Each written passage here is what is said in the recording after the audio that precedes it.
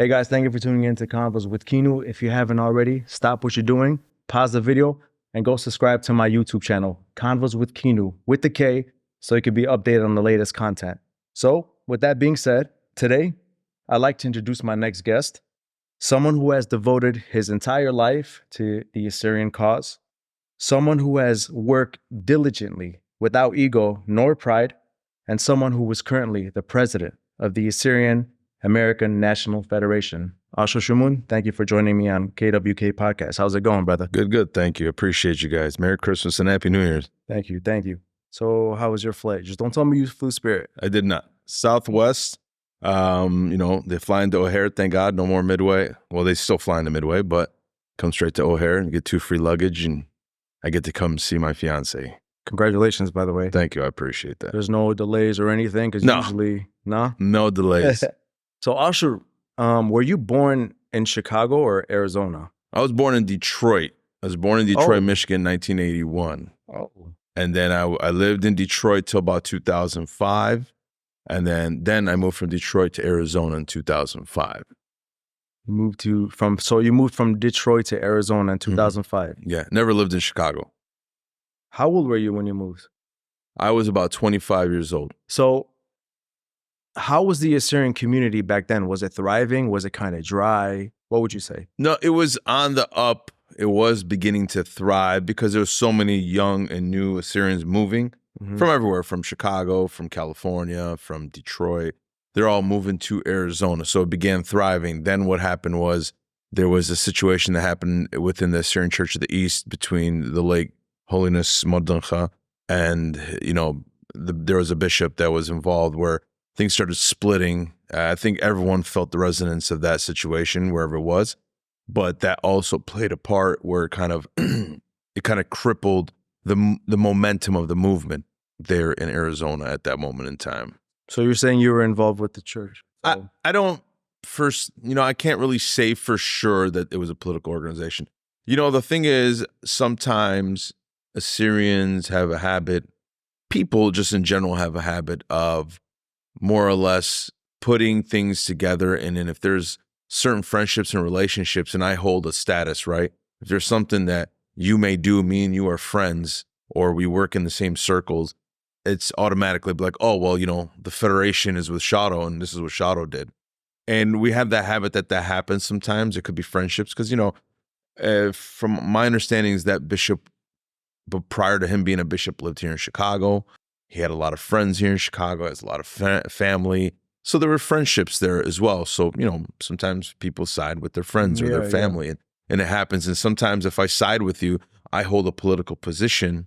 It looks like me and my organization, or me and my political party, or me and my group are siding with you, when it's just more like I'm just being friends. And sometimes you have to be very careful when you're walking on that type of thin ice, that you can keep your friendship, but you have to be careful how you're seen and you're perceived in public. You know what it was? I'm going to get off the subject after this, but it's crazy because I was still young at the time. And I remember when that feud was going on, it was like the same thing you said. It was like pick sides, right? And I remember at an Assyrian parade, we would hope that this Assyrian parade would bring all the Assyrians together, right? But there were some incidents where it happened at the time when I was young, where there were people from the church basically gangbanging on the other side. And then the other side was basically gangbanging on the church. And I'm just sitting there, what the fuck are we doing? Excuse my language. I'm like, what are we doing, bro? No, absolutely. I agree. I mean, I seen it. I witnessed it where, it was essentially an essence of some type of rivalry that would happen, right? Or that was happening, where you have to pick a side. Are you going to keep your loyalty with the church, or is your loyalty with this bishop? And then at that moment, the perception was that this bishop is sided with a political party. So where's your loyalty? So that began happening. And that's something, I'll be honest with you, that's something we overcame in Arizona. But there was a moment in time, it was like a turning point. It was a show tabach. And we had to, at that point, I was in the church committee, but my friends were also part of some show piyata that we all worked with, and there was no discrimination, we didn't differentiate with each other. And it was Martyrs Day. what was happening was we were noticing that they were starting to split Martyrs Day, because it's like, well, we're going to do Martyrs Day because we're doing Martyrs Day. And then, you're doing Martyrs Day, but like, we're tonight too. That's sad. But yeah, I agree. Unfortunately, the what is that victim is those martyrs that gave up their lives. So what we did was, it was a handful of individuals. It was me, myself, Aturai Bet Joey Hermes, Joe Odishu, Dr. Alan Odishu, and a few other individuals that, we had links on both sides. We sat everyone to the table and said, hey, we want to run Assyrian Martyrs Day. We're a neutral party. We have ties to both groups, and this is Martyrs Day. This isn't my day. This isn't your day. This is all our days, regardless of our differences. So we're able to kind of get over that hump, but I mean, it's still there. There's still resonance of that issue that I don't think will ever go away.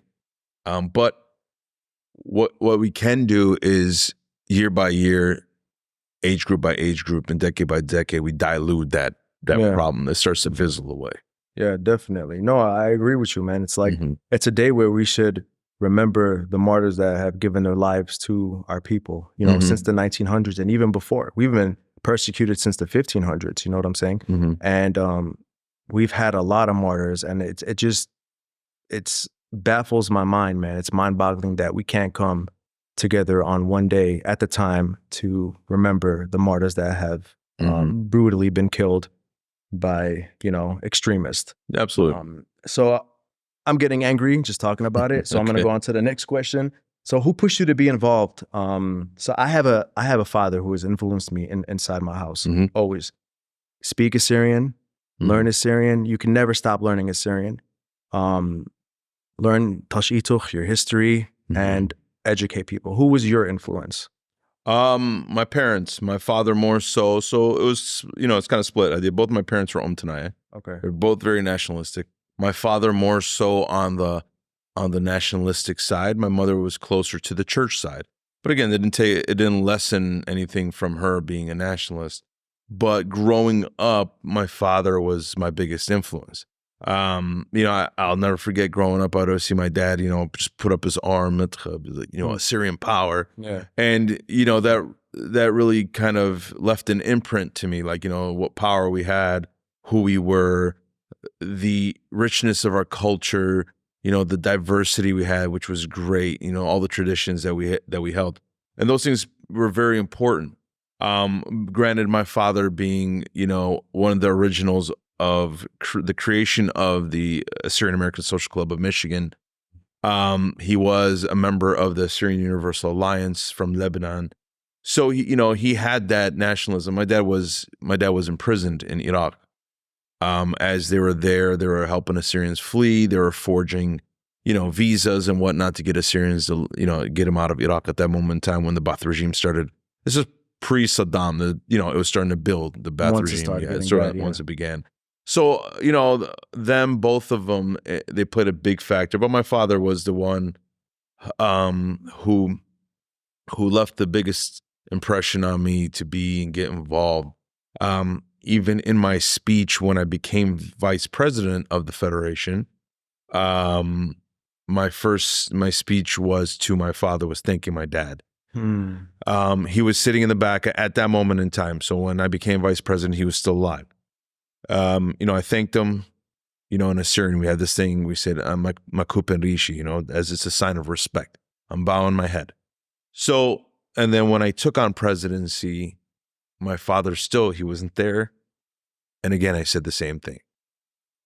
Sometimes they might not be here in person, but spiritually they're here. So, and I can say the same, and, granted, as far as hats off to your dad, because around that time you had lost your brother.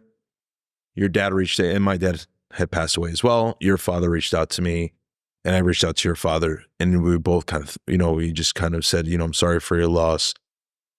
It was I would say there are two assets that were a blow to the nation, one of old, one of young. So, but yeah, as far as like influences, those things were very important to me, my parents, my dad especially, and the things that he did that kind of left that lasting impression on me, which made me the man I am today in our community.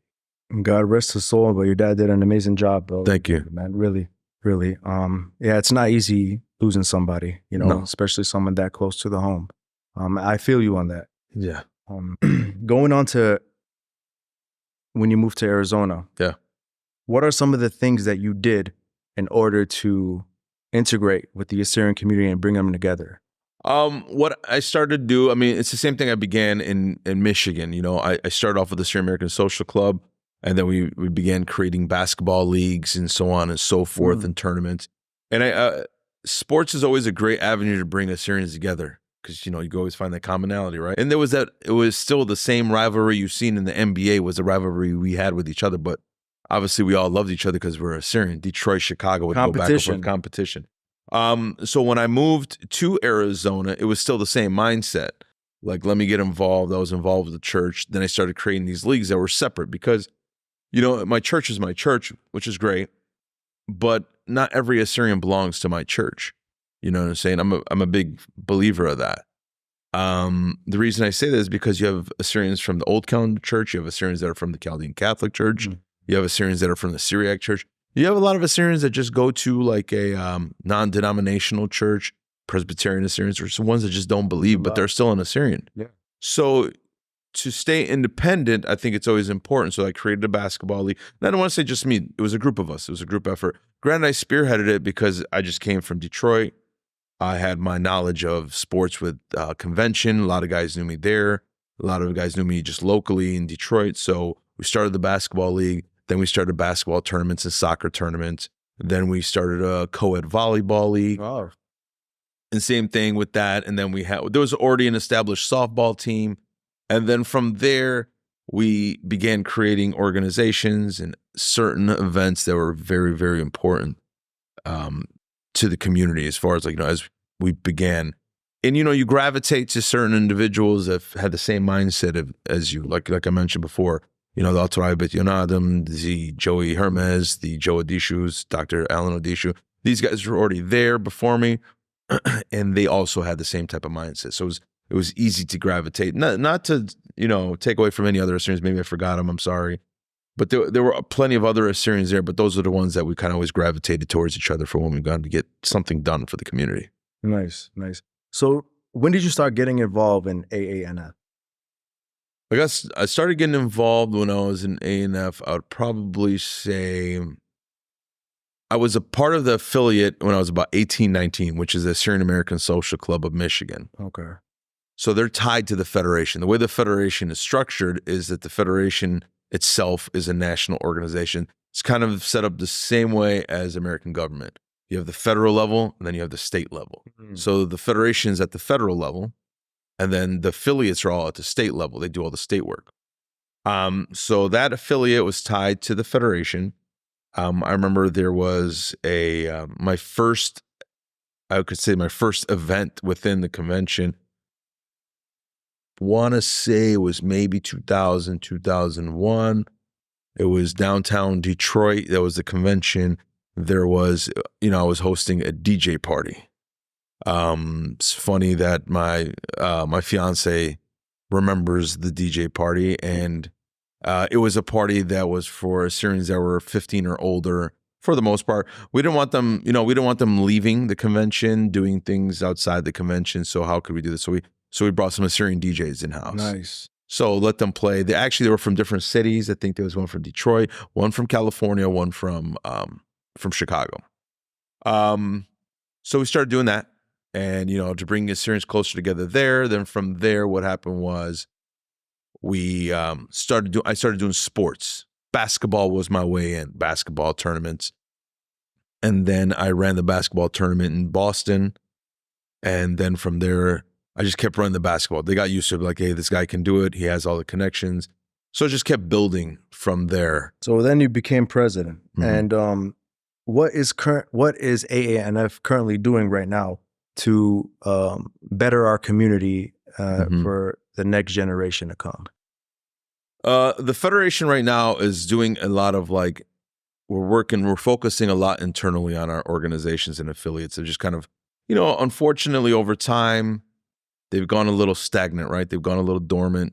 So we're working on them to see how we can improve them, make sure what they do moving forward is beneficial to the community. We're really looking into grants to see if there's any grants that we can partner up as a federation and our affiliates that can help benefit the community. We're also trying to improve the convention. In what way? In the way of, even before me, we had a lot of stuff that were a lot of items, or not items, I should say, more segments that were coming in. They were really good that we're just trying to build off them. We have an Assyrian Arts Institute. We have the Assyrian Youth Federation, and shout out to the Youth Federation groups and their affiliates. They're amazing. We have the educational portion where we're trying to expand on that. We're trying to get I don't want to say better because that's not a good term. We're trying to get different guests that draw people in, right? Being in Florida, we're trying to bring that family orientation. I know this year we added Big Cano at last year, which was a hit because all the parents that came with their kids and they had a kid assembly for them. They brought kids toys, kids videos. The Big Cano group that has like the cartoons and so on and so forth. We added that this past year. We're trying to improve in every aspect, even within the education, because there's all kinds of segments that can draw people in. Unfortunately, the last maybe 10 years, the Federation has gotten a stereotype or a stigma of we're just a pool party. That's what we're about. Yeah, that's all I heard. Right. That's all I heard before. Yeah. Which is fair. You have to accept it. You got to take accountability because it wasn't the only aspect, but it was the only portion that was always highlighted on social media. What's messed up to us, unfortunately, is that that's what gets highlighted. Nothing of those other nothing of those other topics or other segments that I mentioned ever get highlighted because we still had those. You know what I think it is? You're right. I think what that is because there's like a lot of videos that go up on Facebook Live or whatever where you'll see a bunch of Assyrians packed at the Assyrian pool parties, and you never see these educational seminars packed with. No, I agree. Like, I mean, if you look at it, 9 times out of 10, most Assyrians want to go and have fun, whatever's fun. Yeah. And compare, like right now, if you do an educational seminar in Mutwa, right? You may get 20 people, 30 people, 50 tops. Now, you go get a famous singer. Maybe you get 2 famous singers and you come bring them in here. Oh, that's different. You have 700 people in here, right? So, I mean, it's human nature. People always want to do things fun. So what we're trying to do is trying to get over that hump and improve things, add more to the educational aspect of what we do, focus a lot on that, and bring a family orientation back to the Federation because me growing up, the convention was all about families going to convention. Yeah. So that's important to us. Wait, you said that the convention is in Florida this year? Orlando, Florida. No way. Yeah. Man, I could actually work with you on something, making something happen. Because I don't know if you know, I actually did an episode with Johnny Georges, who was on Shark Tank. Yeah. We could actually I'll reach out to him, have him come out, do a seminar, and make it happen. Why not? I mean, I can always get you in contact with our convention committee. Right. I'm the president of the Federation. I allow the convention committee to do their thing. It's something interesting. Yeah. Absolutely. Anything's interesting. Anything can add value. I mean, we have a lot of social media influencers. You have a lot of high profile Assyrians out there that we don't know about because we just never really have tapped into that at times. We want to get them and integrate them into the community because it's important. We're in this beautiful country called America, and it's a melting pot, right? So it's very easy for us to assimilate and just be forgotten. Last thing I never ever want this, is where your great grandkids are looking back and say, our great grandfather was Assyrian. They don't say they're Assyrian. My great grandfather was Assyrian. What we need to do, we need to make sure that what we instill to move forward in everybody is that they're prideful of being Assyrian. Yeah, that's actually pretty scary. And I'm going to bring up something. I used to work for this limousine company, and the owner's name was George Parker. Okay. And I did not know, but the supervisor came up to me and she told me that, he's Assyrian, right? I'm like, what? The owner is Assyrian? How? His name's George Parker. So whatever, she talked to the owner. He came up to me, he said hi. And you know what he said to me? He's like, yeah, I'm full Assyrian. I'm like, how are you full Assyrian? Why? He's like, well, my father built the Martyrs church here in Chicago. Okay. And so I'm like, wait, so you're second generation Assyrian. And that just blew my mind because he didn't know how to speak Assyrian. So it's crazy that you just mentioned that, man. And that's something that we don't want to go through as Assyrians. I totally agree. You know, we pride ourselves on speaking Assyrian, which I do at home with my mom, you know. And most Assyrians, I'll speak Assyrian with them. But what we don't want to get into a habit is pushing people away, right? I don't want someone to feel less Assyrian because they can't speak it. We should work on helping them out. Because I was born here. I don't know every Assyrian word. Sometimes I mix up my grammar, my phrases, but I work on it to improve, right? Yeah. And I think that's something we should hone in on. Of course, and people of like course. that, I don't want them to be discouraged. So, No, of course. if Mr. Parker's listening or watching to this, man, Mr. Parker. come on I in. invited you to an Assyrian event. I'm still waiting for that. but since we're talking about this, man, what are some of the from your experience, because you've been involved for the past 200 years, right? So Close to that. So what are some of the things that what are some of the issues Assyrians face today from your experience? You know, Assyrians have a very bad habit of when we don't know how to agree to disagree. 1. 2, we don't know how to disagree and not be each other's enemy. You know, the way people work and the way the world works is we're not always going to agree on everything. But we have to learn to be like, all right, well, we're not going to agree on these certain items, but that doesn't necessarily mean the shadow has to be my enemy.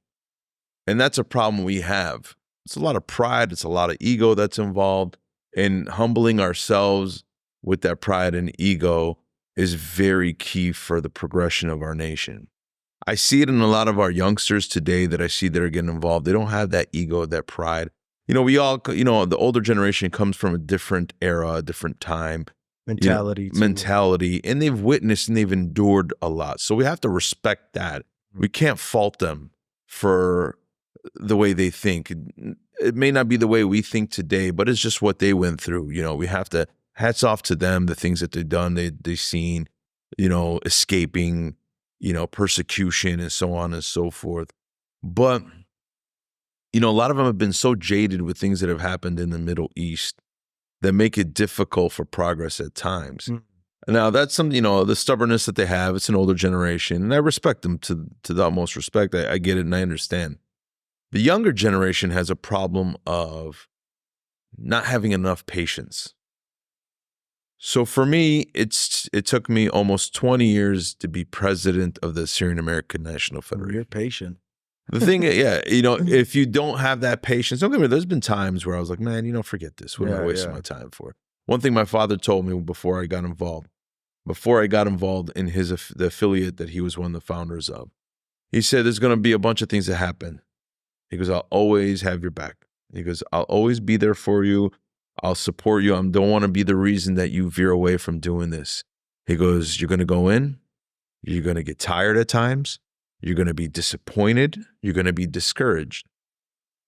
But if you still have it in you, if you're able to overcome all these things, then you should be fine moving forward. And that's where I'm at today. And that's what I tell the youth. So, you know, I know the older generation sometimes can be frustrating, and I know they have their ways, but you got to respect some of the things that they've gone through and what they've done. And we have to be able to work together. You know, we can't have this little divide of, oh, you know, it's the old school mentality, because the way the old school looks at us is that we'll give something to you guys and it doesn't go your way, and then you guys run away and abandon ship. I want to go on to a different subject. Yeah.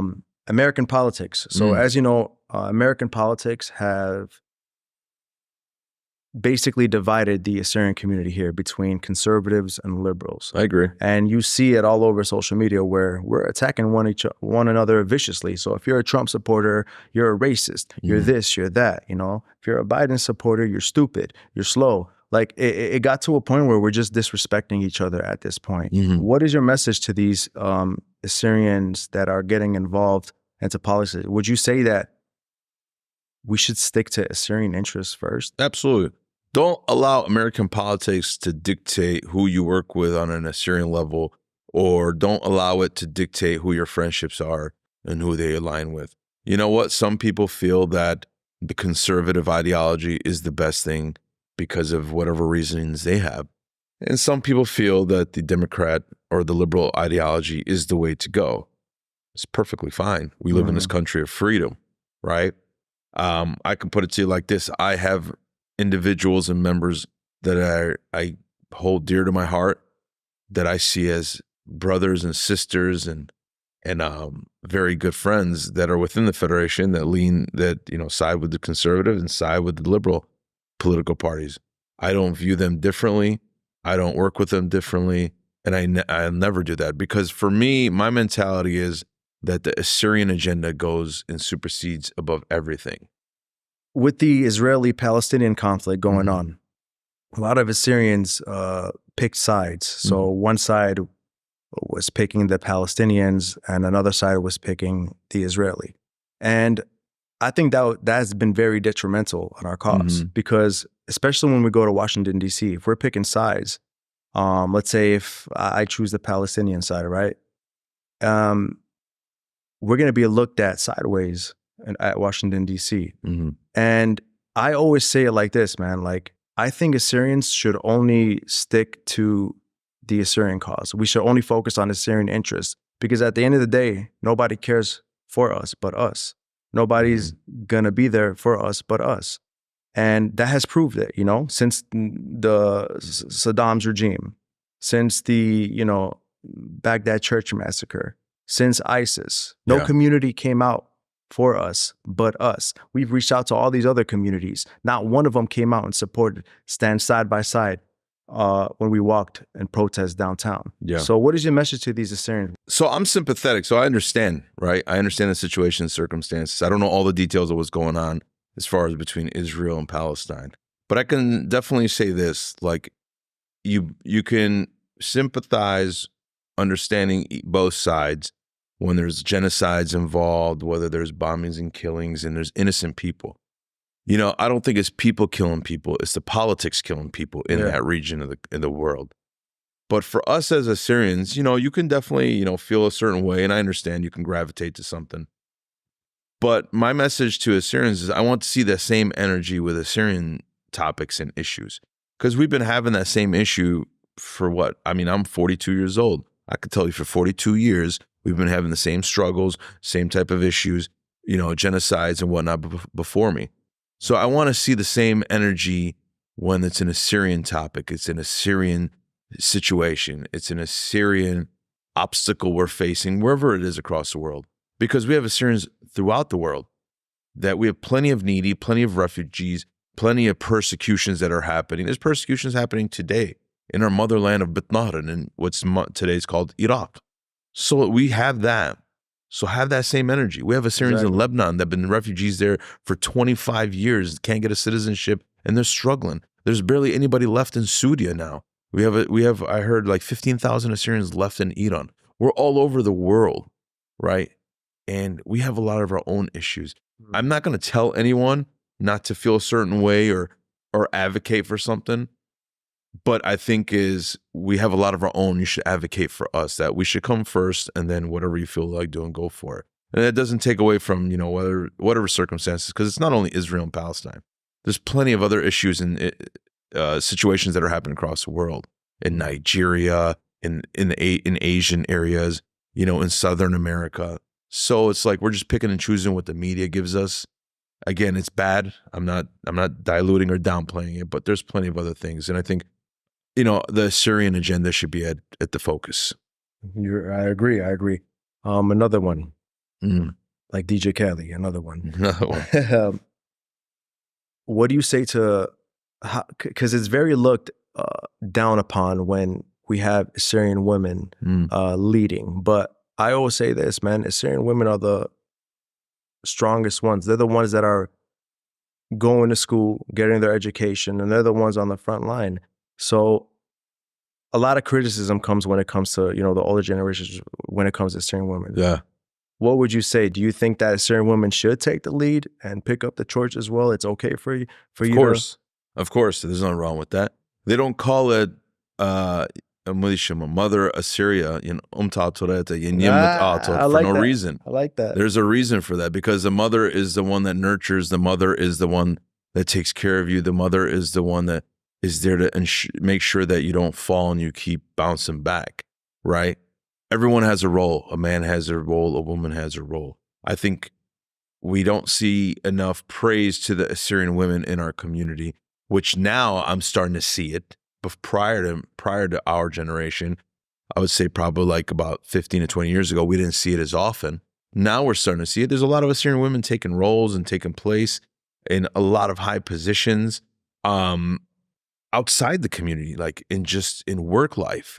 And I think it's important for them to know, like in the Federation, I could name you a number of Assyrian women within the Federation that played a very important role, a very significant role into the Federation. From Maysoon Tofik to Zina Tofik to Caroline Odishu to Sweeney Umaran to Shemi Etchi. And the list goes on. There's a bunch of them. There are super women in and if I'm forgetting anybody, I'm so Juliana sorry. Tamarasi, Savi. Yeah, these are Susie all Yonan, wonderful women. Minbert Rashu, my cousin. Everybody. There's so many. And I see this too. Like you have Dr. Alda Benjamin, you have Dr. Naharem Betrashu, you have this young lady. I think her name is Alexandria. She's part of Assyrian Studies Association. There's a bunch of unsung heroes. Like the Arak. You ever see the Arak? That's an Assyrian. Yeah. That's an Assyrian story. Yeah. Yeah. Her name is Dr. Nahren Kambar. I know her dad. Her dad was what's his name? He was a professor at Western University. So again, there's plenty of Assyrian women out there, and then they should be taking a lot of these leads and these roles. I agree. You know, it's for me. I don't see it as it shouldn't be a man's sport anymore. It's not a man's sport. I need you as much as you need me. If you have the capability. You have if you have the capacity to do the same things that, we're doing to move the needle forward, absolutely, these doors are wide open. I don't care, especially in the Federation. I'm never going to be that guy. I don't think anyone after me should be that with any Assyrian woman. Yeah. That mentality just doesn't progress. It's not conducive. Yeah, exactly. It's not conducive. You haven't been to Iraq, have you? I have not. Or occupied Assyria. I apologize. No, I have not. I was planning on it this year. And then what happened is I met my fiance. And with that being said, not because she won't let me go. That's not what I'm saying here. Is because obviously going to Iraq is not a 4 or 5 day trip. Yeah. It's at least a 10 to 2 week day trip. So I have a honeymoon. So obviously that's the 2 weeks. So when you work in corporate America, it's a little difficult taking that time off. Yeah. But I think it's very important, and shout out to Gishru and the originators of Gishru, which is Susie Yonan. Susie Yonan, one of them. Alturaya is another one. Jibril Babel is another one. Martin Umaran, Dr. Joe Denavi. And if there's anyone I forgot, I'm so sorry, but shout out to them as well. It's a beautiful thing. It's a birthright trip.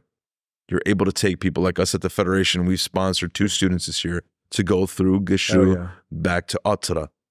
What we've noticed is a lot of people that have gone to Atra have come back and more reinvigorated. Different. Just got that fire in them. Yeah. And that's important. And I think that's the thing that's very important about the Birthright Trip. We're starting to see it kind of ignite elsewhere. Like I know Assyrian Church of the East had an international youth conference there in the summer. My brother, rest in peace, Nurari, when he went to Iraq in 2009, he would always say, like when he came back, we grew up in Umtanaya homes, basically nationalistic Assyrian homes. But when you go there and actually experience it, it's like something in you revives. That nationalism in you revives, and you come back different. You basically appreciate everything that's around you when you get back here. And I agree. I agree. And then just the brotherhood and the friendship, and you build back home. And just, bro, when I went in 2017, touching the Assyrian artifacts, I actually went back at that time. When I touched it, I kissed it. It was just beautiful. And I really hope that we get at least 1,000 youth members from the Western world. I agree. It's funny because like my fiance has gone twice, just went recently. Nice. And I see people go, like, I watched everyone went last year for Chap Nisan. And immediately when I see that, and you see like the land, the mountains, and you see the upra, and then the dirt, you see the statues, you see, unfortunately, like Semere, you see the bones, you see all these things, and then you're just like, this is my homeland. This is what runs through my veins. immediately the song that comes to mind is Ashor song, Ahele, Atzri, Ahele. And it just and it goes, hand in hand. It's such a beautiful song, and it depicts what it truly is. It's our land. It bleeds Assyrianism all throughout that country and that region, that territory of that world. So I give my promise that eventually I am going to get out to Atra. It just is not. It didn't happen this year. It's funny because my buddies are a little upset with me because they really wanted to go, but hopefully, maybe next year. Eventually, it's definitely gonna happen. It has to happen. All right. What is your last message to the Assyrian community, to the youth? What would you encourage them to do as far as getting involved, and what would you want to see our community do that we're lacking in? I mean, for them to get involved, I think there's a lot of opportunity and outlets for them to get involved. Find your lane. You don't necessarily have to always go into like a national organization, which I'm not, pushing anybody away. I'm not trying to deter anybody. There's plenty of Assyrians that do something for preservation. You have Rebel Bitshmo that has this wonderful artwork that kind of integrates like modern day colors and modern day type of art with, historic arts that Assyrians have. Shout out to Ancient, where, Melinda has clothing brands. If you look at it, it's got Assyrianism embedded in it. I think Assyrians should find their lane, find something that they love and they're passionate about, and you can integrate it in the community because the community needs it. Why do we need it? Because it draws people in. It shows that we are very diverse and enriched as a culture, that we're able to not assimilate, but we need to we expand. We build off what we have. We don't forget who we are. We don't forget where we come from, but we expand on that and we try to take it to the next level. For the youth groups or the youth individuals that have ambitions of getting involved in organizations, man, the Federation's doors are open. I need those ideas. I want to be the old guy where you're looking at me in those meetings and be like, man, this guy's so maspadano, let's get rid of him. Because so I can look back and be like, we did what we had to do. Yeah. I tell every young Assyrian we sit with, allow me to break down these barriers and these walls. Allow me to handle and deal with the things that you don't want to deal with, all the BS that you don't want to do. You don't want to sit in meetings for 3-4 hours. You don't want to do these things. You don't want to meet with all these people just yet. It's all right. Let me handle that. But I just need you to come in and put your best foot forward, work and build. And then I'll shield you from the things that you don't want to deal with, where it makes your life easier. Because I've been doing this for well over 20 some years. I can handle it, but I want you to not. The last thing I need, and with everything that we've said today, the last thing we need as a community is to lose anybody. We're a small population. If I lose anybody, it's a loss to the nation. So that hits me at home. That's going to affect me in the long run. I don't want to be sitting here doing what I'm doing forever, because the reason I do what I do is to basically open the door for a younger generation to come through. When they see me, they can look at me and they see themselves in the mirror. This is a young Assyrian born in America. He's got that resilience, that passion of Assyrianism. That means I can do it as well. So that's what I want. And anybody, anytime they need anything, you can always find me anywhere you need to, with social media, at the conventions, clearly. But yeah, any questions they have or anything help they need, they can always come to me. Ashour, I really appreciate your time. Thank you for coming on Convos with Kinu. Any last words that you want to say? No, good to go. I mean, that's all we can do. That's what we're here for, man. Thank you. Salute to everybody. Appreciate you guys. Thank you, brother. I really appreciate it. Guys, make sure you go subscribe to my YouTube channel, K.W.K, Convos with the Kinu, with a K, so you can be updated on the latest content. I really appreciate you guys for watching. See you soon.